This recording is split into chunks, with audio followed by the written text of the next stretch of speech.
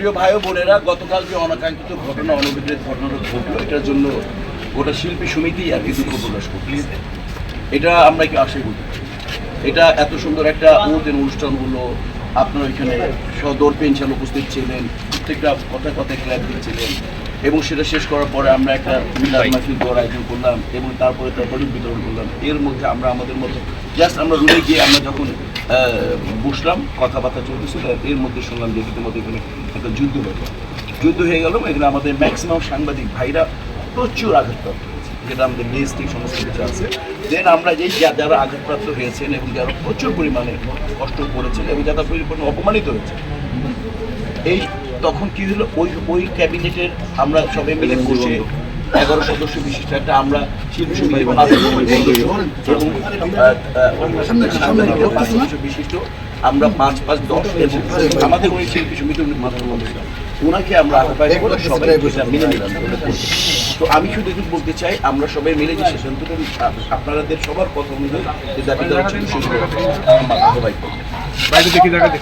আচ্ছা, গতকাল 23 তারিখে সাংবাদিকদের সাথে শিল্পী সমিতির কিছু সদস্যদের মধ্যে যে অনাকাঙ্ক্ষিত ঘটনা ঘটছে, এটার জন্য যে তদন্ত কমিটি গঠন করা হয়েছিল, সেই তদন্ত কমিটির আমি বাচশ্বাস তাদের সবার সঙ্গে আজকে আমরা কিছু সিদ্ধান্তে উপনীত হয়েছি। আমরা সবাই ঐক্যমতে গিয়েছি যে শিল্পী সমিতি যে সাংবাদিক ভাইরা আমার আহত হয়েছেন কালকে, তাদের চিকিৎসার ভার এবং তাদের ক্ষতিপূরণের ব্যবস্থা করবেন, এটা প্রধান পয়েন্ট ছিল। দ্বিতীয় পয়েন্ট হচ্ছে শিল্পী সমিতির যে অফিস সহকারী জামান, তাকে 1 মাসের জন্য বহিষ্কার করা হয়েছে অফিস থেকে। তৃতীয় পয়েন্ট ছিল যে 4 জনের নাম উঠে এসছে যারা এই অনাকাঙ্ক্ষিত পরিস্থিতির সাথে সম্পৃক্ত ছিল, সামনাসামনি একদম সম্পৃক্ত ছিল। জয় চৌধুরী, তারপরে আলেকজান্ডার, শিবাশানু আর সুশান্ত, ফাইটার সুশান্ত। তো এর মধ্যে 3 জনকে কারণ দর্শানো নোটিশ দেওয়া হচ্ছে এবং ভবিষ্যতে যদি এরকম কোনো কাজ তারা করে, তাহলে কোনো কারণ দর্শানোর নোটিশ ছাড়াই তাদেরকে তাদের সদস্যপদ স্থগিত করা হবে। এই মর্মে শিল্পী সমিতি সিদ্ধান্ত নিয়েছে, যেটা আমরা সিদ্ধান্ত নিয়েছি।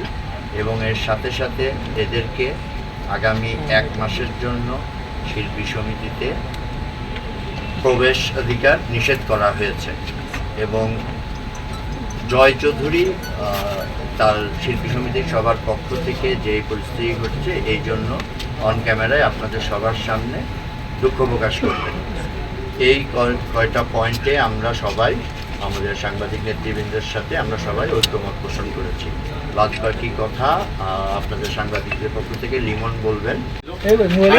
যেটা আমি ভাইয়ের সাথে কথা বলছি এবং আমাদের অনেক সাংবাদিকদের এটা দাবি, আমরা এই ঘোষণাটাও দিতে চাই, এখন থেকে প্রত্যেক বছর 23শে এপ্রিল চলচ্চিত্রে কালো দিবস হিসেবে পালিত হবে।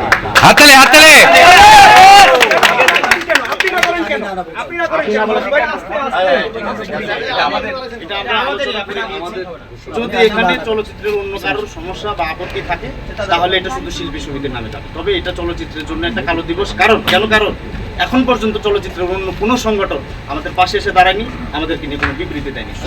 এটা চলচ্চিত্র কিন্তু চলচ্চিত্রের সবার পক্ষ থেকে আমি কিন্তু পাশে এসে দাঁড়িয়েছি। আমি সাংবাদিক সমস্ত সংগঠনের সাথে যোগাযোগ করছি, সবার সাথে পাশে এসে দাঁড়িয়েছি। এবং ভাই যেটা হয়, অন্য সংগঠনগুলো সবকিছুতে একটা বিবৃতি দিয়ে সাথে থাকে। আপনি এবং শাহিন সুমন ভাই আমাদের সঙ্গে ছিলেন, ভাইও আজকে আমাদের সঙ্গে ছিলেন, এটা আমাদের কোনো ডাউট নাই। কিন্তু আমাদের যে একটা প্রত্যাশা, আমরা তো ওনাদের সবার সহকর্মী, ছোট ভাই, বড় ভাই, এরকম একটা ব্যাপার থাকে।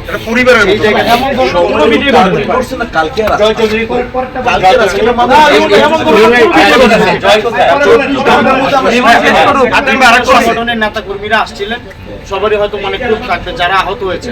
এখন এখানে রুবেল ভাই, মিশা ভাই বুক পেতে দিয়েছেন যে আমাকে তোমরা যদি মায়ের রক্তের বদলে রক্ত চাও, তাহলে আমাদের রক্ত নাও। কারণ এরপরে আসলে আর কোনো কথা আসছেন সবার সামনে হাত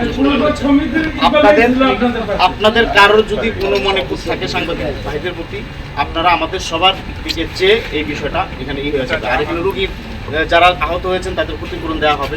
যাদের ইনস্ট্রুমেন্ট নষ্ট হয়েছে এটা ভাইয়ের নিজে দায়িত্ব নিয়েছেন, আমরা ওনার সঙ্গে এটা সমন্বয় করে যত আমরা এটা এখন এখানে আমাদের মুরব্বীরা যারা আছেন, আমাদের সাংবাদিক ভাইয়ের বাবু ভাই আছেন, লিমন ভাই আছেন, রাজু আলী ভাই আছেন, ওনারা এটা শেষ করবেন। আর ব্ল্যাক ডে নিয়ে যদি কারোর আপত্তি থাকে এটা নিয়ে আমরা কাকে করবো, বাট 23 এপ্রিল একটা কিছু পালিত হবে সাংবাদিকদের জন্য, এটাই ফাইনাল।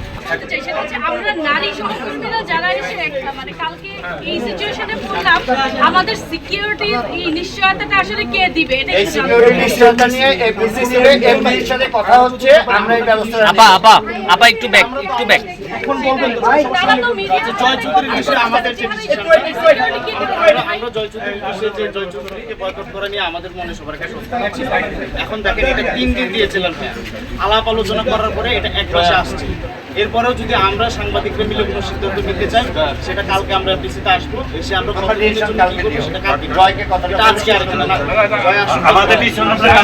ছোটই করেই বলি আর কি, সত্যি কথা যেটা সেটা হচ্ছে যে আমি জোরে বলছি মানে এই না যে আমি আপনাদের সঙ্গে বা আপনাদের সঙ্গে ভালোবাসা বা হৃদ্যতার কোনো অভাব আমার কখনো ছিল। আজকে 12 বছর আপনাদের সাথে আমার রিলেশন, আমার চোখের সামনে এ পর্যন্ত কখনো আপনারা বলতেও পারবেন না কেউ যে আপনাদেরকে ছোট করে কোনো কথা আমি এ পর্যন্ত বলছি। আমি কখনো কোনোদিন নেভার এভার আমি কখনো বলি নাই। আমার সামনে আমার ভাইদের আজকে রক্তাক্ত বা যেও অসুস্থ, এটার দায়ভার আজকে আমার উপরে এসে পড়েছে। সত্যি এটা আমার কাছে অনেক বেশি কষ্টের ব্যাপার, বিশেষ করে আজকের দিনটা আমি কখনো কল্পনা করিনি যে আজকে আমার ভাইদের রক্তের দায়ভার আমার কাছে আমার উপরে এসে পড়বে। সো গতকাল 23 তারিখ ছিল, গতকালকে যে এই অঘটনটা ঘটেছে বা অনাকাঙ্ক্ষিত যে ঘটনাটা ঘটেছে, এটা সত্যি একটা মর্মাহত ব্যাপার ছিল।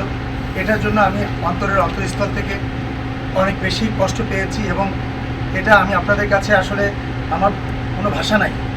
আপনারা আমি জানি কিনা জানি না, আমার একটা গ্রুপ আছে, আপনারা জানেন আমি সারা রাত আপনাদের সাথে কথা বলার ট্রাই করেছি যে আমি স্পটে ছিলাম না, আমি থেকে আপনার যদি আপনার সামনে যদি কিছু হইতো আমি অবশ্যই একটা দায়ভার আমি নিতাম। তো তারপরেও যে ঘটনাটা ঘটেছে এটার জন্য আমি সত্যি কথা আমার মেম্বাররা বলেন বা যাদের আমার আপনারা যারাই বলছেন যে আমার কথা বা আমার মেম্বাররা যারাই এই ঘটনার সাথে জড়িত আপনারাই বলছেন, সেটা আমি সবার পক্ষ থেকে আমি সত্যি কথা আন্তরিকভাবে দুঃখিত। সবাই এটা ক্ষমা সুন্দর দৃষ্টিতে দেখবেন। আমি আমার সামনে থেকে এরকম কোনো কিছু হয় বা হবে না স্পটে ছিলেন আমি কথা, এবং আমি এটাও বলে দিচ্ছি আজ শিল্পী সমিতির সাংগঠনিক সম্পাদক হিসাবে ভবিষ্যতে কখনো আমার সামনে আমার কোনো মানে আমার সংগঠনের কোনো নেতা বলেন, আমার সংগঠনের কোনো কর্মী বলেন, কেউ আমাদের সাংবাদিক ভাইদের সাথে এরকম তুমি নিজে করবে না এটা বলো, তুমি নিজে করবে না, আমি তো করবই না।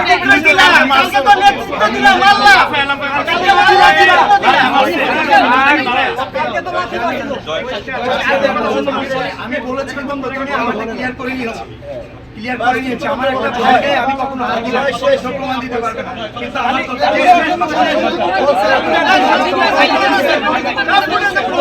আপনি গালি দিয়েছেন এবং পা দিয়ে লাথি দেওয়ার চেষ্টা করেছেন। বয়কট বয়কট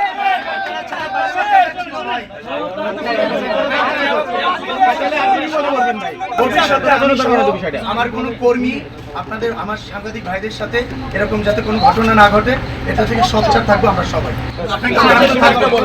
আমি থাকবো, আপনারটা বলেন যে আমি করেছি, এটা আমি আমাকে বলতে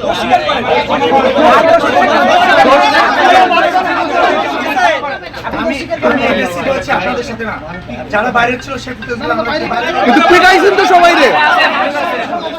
আপনি সরাসরি বলেন না কেন? সরাসরি বলেন। সরাসরি বলে নাই। আমি আগে বলছি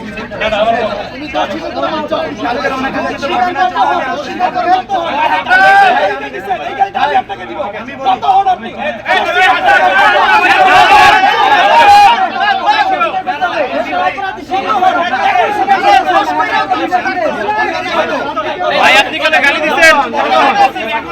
তাদেরকে